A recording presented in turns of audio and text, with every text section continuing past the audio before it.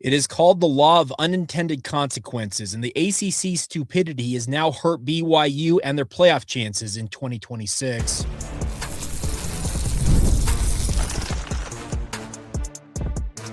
You are Locked On Cougars, your daily podcast on the BYU Cougars, part of the Locked On Podcast Network, your team every day.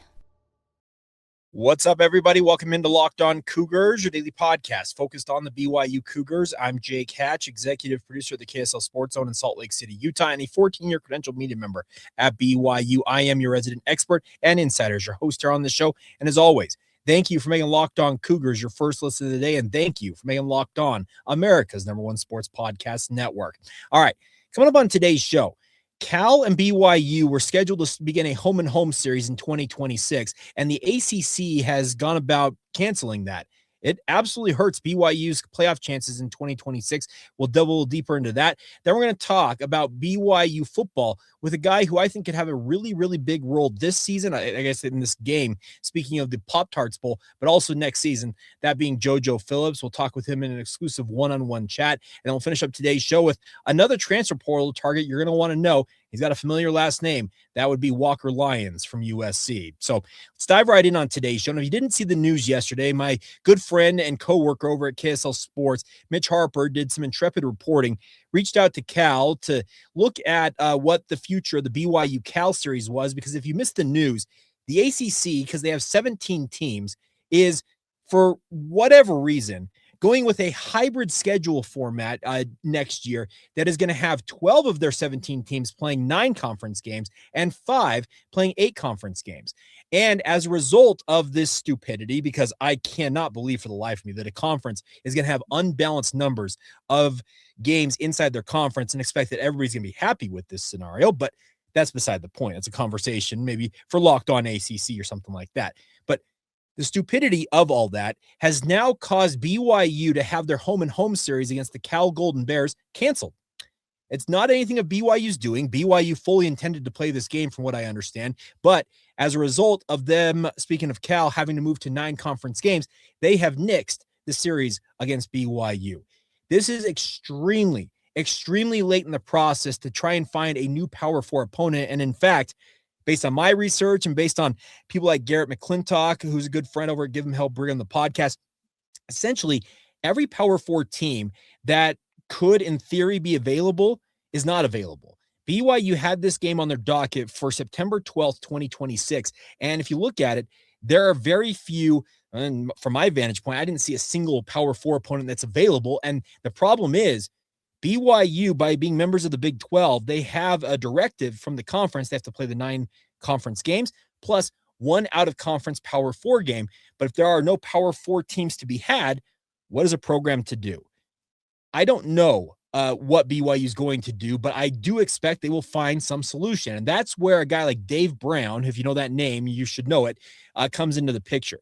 Dave Brown for years worked with ESPN and put together high-profile college football games for ESPN and their properties, and BYU during their independent era was a major beneficiary of the magic that Dave Brown could work. Well, he decided, you know what, I don't need to work for ESPN. I can do this myself. So he started his own firm that puts together games for college football programs. He's a matchmaker, if you want to use that term, when it comes to college football games. I'm sure that Brian Santiago and the BYU Brain Trust have already been talking to Dave saying, what magic can you work? Because the situation at hand here is, unless the Big 12 is going to give BYU a waiver for not playing that Power 4 game, and in many respects, I think they would fully understand, because like I said, you're canceling this in December of 2025 when this game's supposed to be played in just over 9 months' time. It's a really, really stupid thing the ACC did, and it really hurts BYU. So the Big 12, in theory, could give BYU that waiver, and they could fill in with maybe a high-profile G6 team or the like. But the other side of it is, we saw this past year that some of the conversation about BYU and their, quote, unworthiness, unquote, when it came to the college football playoff is, well, they didn't play anybody in their non-conference schedule. Okay, well, guess what? Now that Cal's off the docket, BYU could be in that very same conversation next year if they are unable to find a high-profile matchup. Yet again, BYU gets hosed, like I said, by the stupidity of the ACC, and it probably, I'm not saying that BYU is going to be in the playoff mix because we don't know, but in theory, should they be in the mix this time next year or going in maybe to that final weekend of the regular season, and all of a sudden here, well, who did BYU play in the non-conference schedule? I want everybody to remember the stupidity of the ACC and how it costs BYU if it comes to that. It is patently unfair that BYU of its own volition did nothing to go about having this series canceled outside of the ACC putting a directive in that causes an unbalanced league schedule, and they're going to pay the price for it. It's highly disappointing. It's distressing. It is going to be something short of maybe a miracle if BYU can find a high-profile matchup, but maybe Dave Brown, as he often has over the years, can work his magic, move some games around, and help BYU out. That is the one kind of conversation here that I hope comes out of this, that Dave Brown does find a game for BYU. Or I guess the other side of it is talking to some of the fellow media members. Does the Big 12 essentially create an intra-conference, non-conference game? Now, we've had this since we call the border schools, the border for the four corner schools, Utah, Colorado, and the Arizona schools joined the league.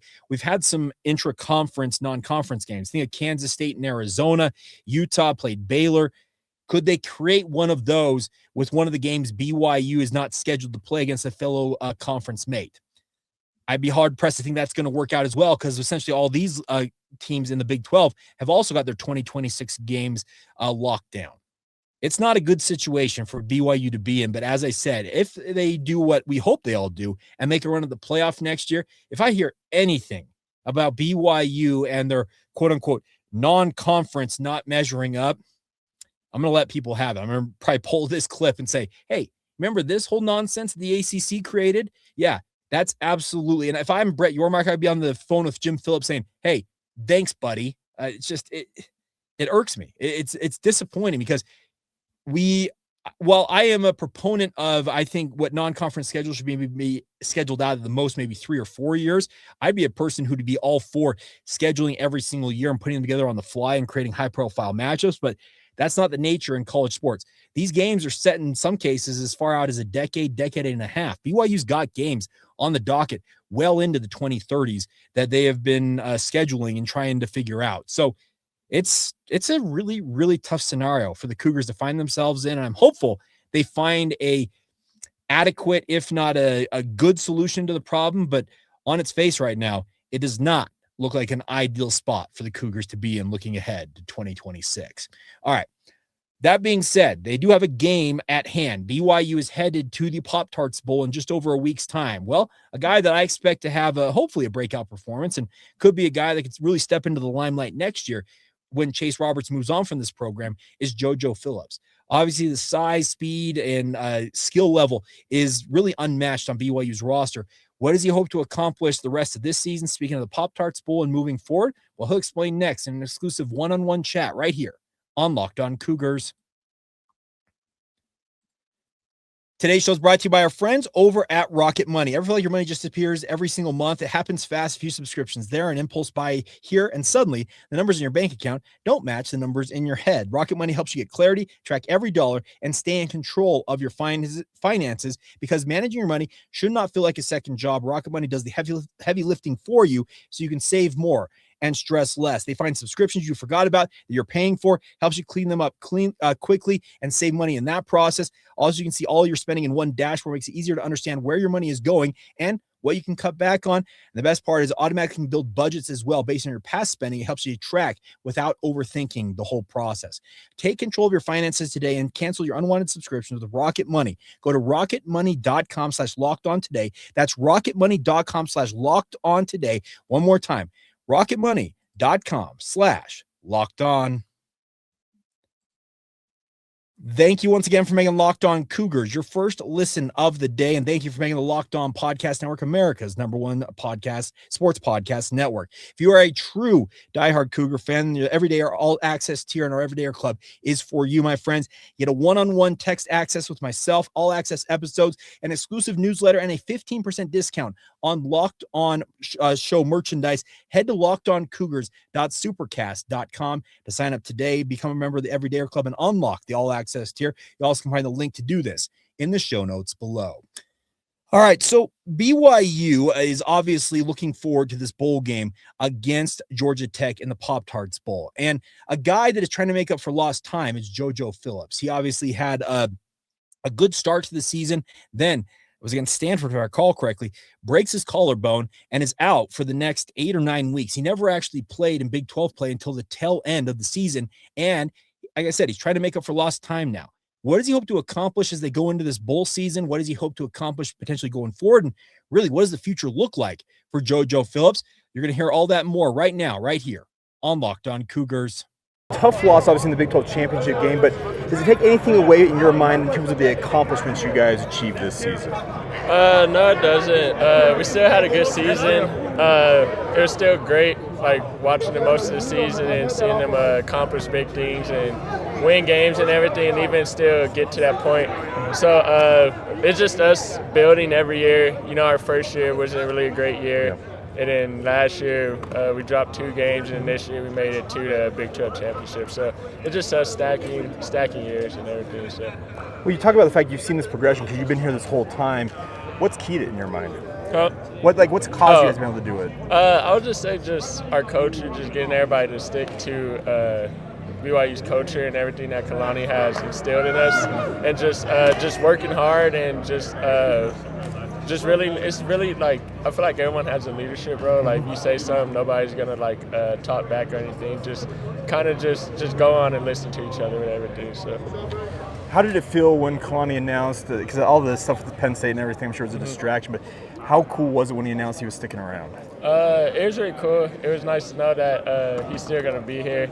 Because I really didn't want to go nowhere else or anything. I like BYU and the city of Provo and everything, just the fans and all that. So it was really exciting, and I was happy that they were able to make things work and he was able to stay. Obviously, we saw this reaction when he announced in the huddle and everything. Do you feel like the locker room was kind of relieved in a way, like, hey, now we can focus on the Big 12 championship and everything else? Well, I mean, we were already focused on it. We didn't really lose focus or anything while the stuff was going on. Yeah. But it was definitely a relief, I would say, when he announced it. I probably feel like just took it out of the back of people's mind. I'm pretty sure it's still in the back of people's minds still and everything. So. How are you feeling physically? I feel good. My body's healthy. Just grateful that I'm just healthy. I was able to come back and play and just finish the season off healthy, I would say. So.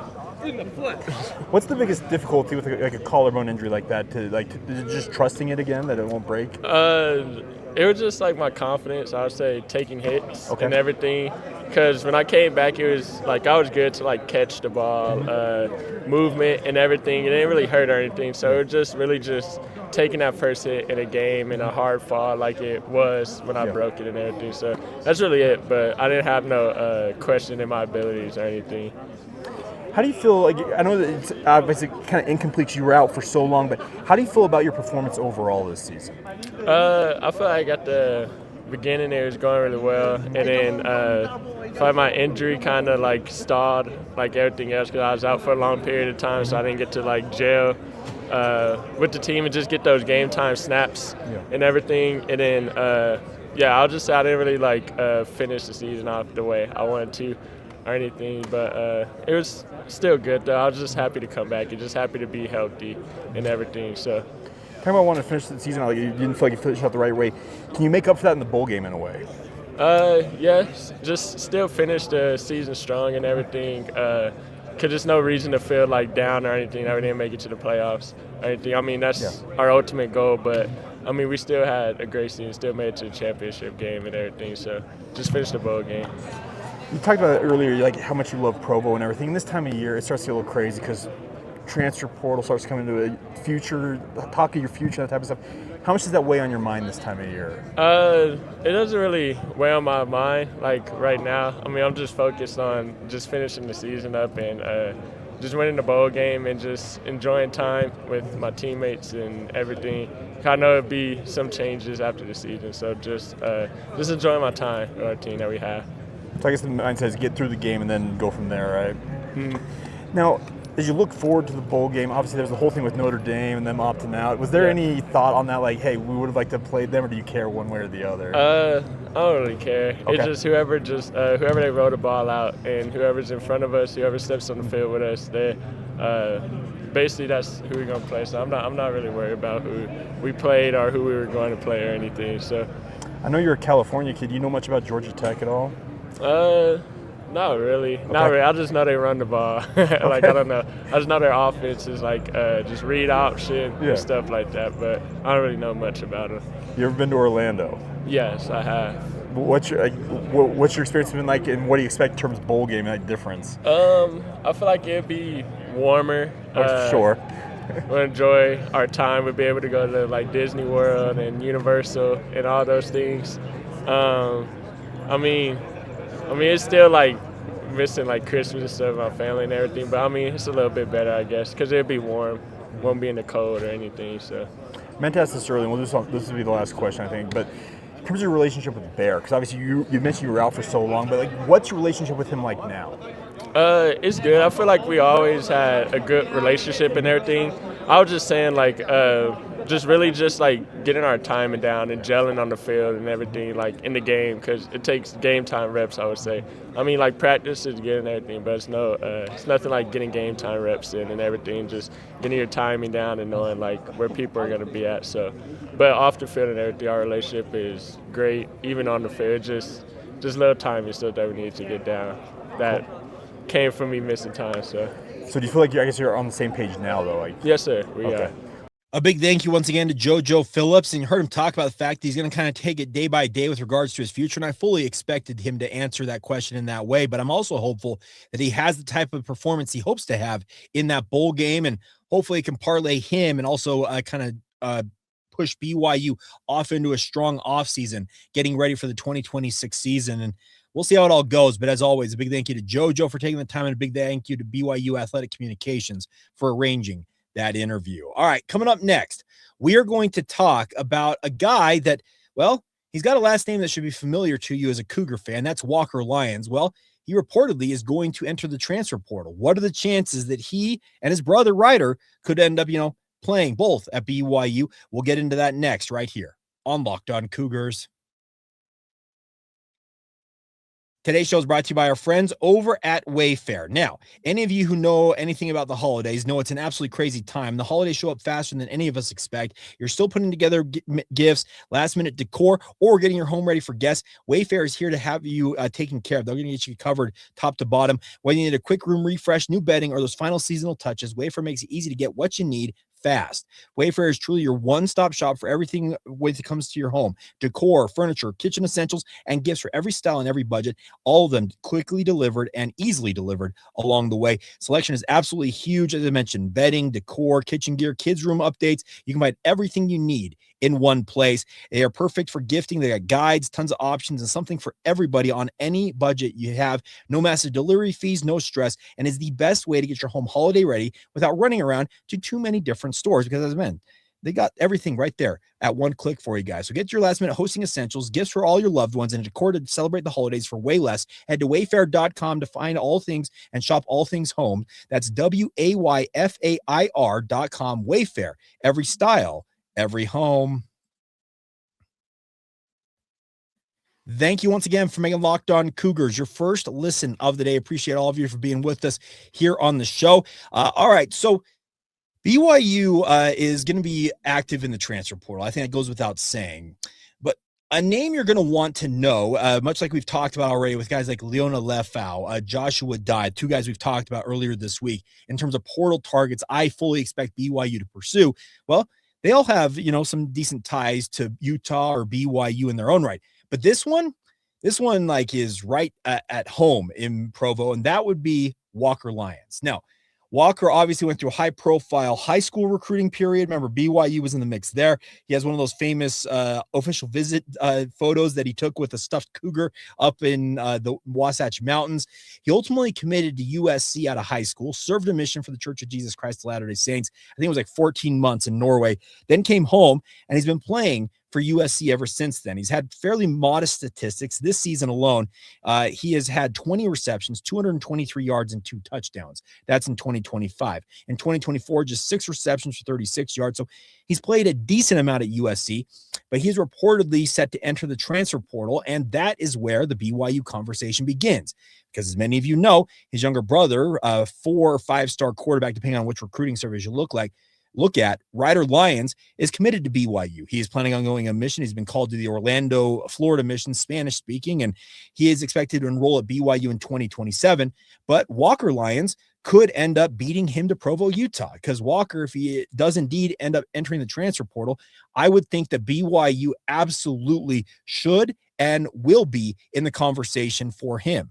He is also reportedly dating Dancing with the Stars icon Riley Arnold. Obviously, her last name is very familiar to many of you out there if you pay attention to Dancing with the Stars or the ballroom dance scene when it comes to Utah, which has got a very strong ballroom dance scene. I didn't know this until recently, but he's dating a native, speaking of Riley, who's from Utah. I believe she's based here when she's not performing with Dancing on with the Stars.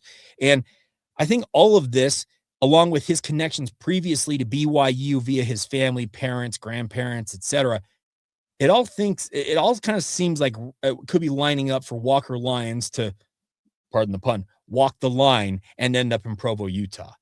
We'll see how it all goes, but you think about it, it feels like a very natural fit for the BYU football program. Carson Ryan just had a really, really strong season and is expected to finish it off, I think, in fine fashion in the Pop-Tarts Bowl down there in Orlando. But then all of a sudden you're back in the conversation of, okay, who's going to be our starting tight end in 2026? And I think that's what Walker Lyons, I'm looking at it saying he's had modest statistics at USC. Could he come to BYU much like Carson Ryan, who Carson, I think, would tell you in his heart of hearts that he's been underutilized his entire college career until this season? Could that be Walker Lyons' same story, looking at it saying, you know what? I want to take on a bigger role. I want to have a bigger opportunity. And I think if he's looking at what Carson Ryan has accomplished at BYU this season, why wouldn't he consider going to BYU? That is why I think this is a very, very natural fit. And yet again, goes to the point that BYU, they would have loved to have had Walker Lyons commit to them out of high school. And at that point, BYU is in a circumstance where he felt like, hey, I need to go to a bigger program.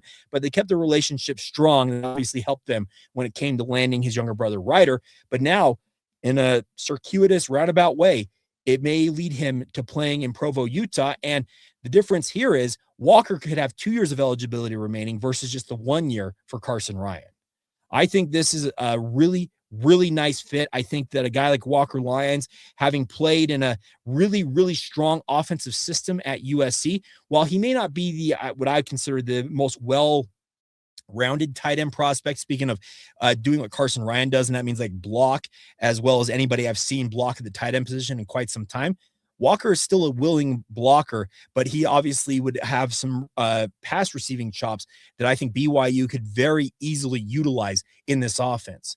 That doesn't mean that they couldn't also see guys like Noah Moyaki step up and Kean Need step up and really take that next step at the tight end position for BYU. But if you're looking at it, you can never go wrong with having as much talent as you possibly can have in this program. And any of you who remember Walker Lyons coming out of high school, he was a bona fide 4-star prospect, top 100 type guy. I think he ended up in maybe in the 100, so maybe top 150.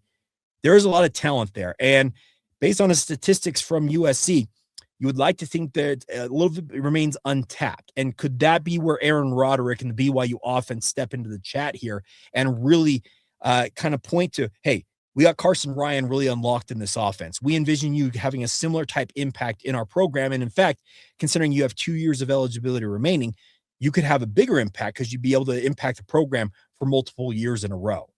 I think that makes a lot of sense. I think it's a really, really solid selling point for BYU. And also the other thing that sells BYU right now is they're winning. They're winning at a high level. I'm not saying that USC is not winning at a high level. USC was also kind of on the periphery of the playoff conversation. And Lincoln Riley obviously has got a really, really strong program down there in Southern California. But I think with Walker Lyons entering the portal, I don't proclaim to know what he's thinking, but it seems way too natural of a fit for him not to be playing in a BYU uniform this time next year, 9 months from now, when BYU kicks off the 2026 season. Now, the portal, I remind you guys, for those of you tuning in who aren't aware, it is not officially open until January 2nd. So no formal declarations of, hey, I'm going to Provo, Utah, I'm committing to BYU from Walker Lyons. Those can't happen until the portal window actually opens. But I think it's kind of the dirty secret right now is there is a trickle, if not a steady stream of these names talking about they're going to enter the portal. It's just par for the course. And they made the one single transfer window, which is going to go from January 2nd to January 12th. And I understand why the coaches wanted it, but it's also, I talk about the law of unintended consequences. Well, now you got guys opting out of bowl games and announcing they're going into the portal when they can't actually go into the portal quite yet, but they're stepping away from their college programs and already beginning to evaluate their options, whether they're talking with their agents, their family members. There's back channel communication with opposing, or not opposing, but different colleges out there in terms of, hey, would you have interest in our guy? That's all happening right now. And it's affecting, I think, bowl preparations for teams. And you know what? You created the window, and this is what you're going to have to deal with guys opting out of the bowl game because they're looking for bigger opportunities. It's nothing that Walker Lyons can control. If he decides that it's in his best interest to explore his options, and yeah, he very easily could end up back at USC if he decides that he wants to stick around in LA. But I also think about it from this perspective, speaking from the BYU side of things, that it seems like a really solid fit, a really natural addition. And the fact that he's got the family ties with his younger brother already being committed to this program, like I said, it seems way too easy for this to happen. And for him, in theory, to be your projected tight end number one going into the 2026 season, understanding that, yeah, hopefully he would be able to be enrolled for spring ball to compete with the Noah Moyaki, Kean Need, and the other tight ends on BYU's roster right now.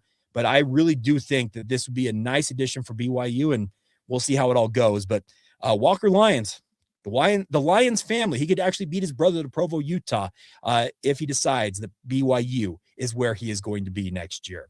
All right, that is going to do it for today's edition of the podcast. As always, thank you for all of your support. You guys are absolutely awesome. Coming up tomorrow, we are going to talk about the situation BYU finds itself in. Second straight year, right there on kind of the edge of making the college football playoff. Could it affect BYU's psyche, their mentality going into this game against Georgia Tech? We'll get into that. We'll also get you ready for BYU and Abilene Christian with TNT in town to broadcast that game tomorrow night at the Marriott Center. So a lot to talk about on tomorrow's edition of the show. And as always, thank you for making Locked On Cougars your first listen today. Make sure you subscribe, rate and review the show, and share it with your family and friends. And also, if you need a last-minute holiday gift or someone keeps asking what you want, make it easy. Ask them for a membership to the Everydayer Club. You get ad-free episodes of this show, exclusive Discord server access, and more. Subscriptions can be gifted through lockedoncougars.supercast.com. All right. So as always, thank you for making Locked On Cougars your first listen today. Now go make our friends over the Locked On College Football podcast your second listen of the day. And come back tomorrow, by the way, and be an everydayer right here on the Locked On Cougars podcast.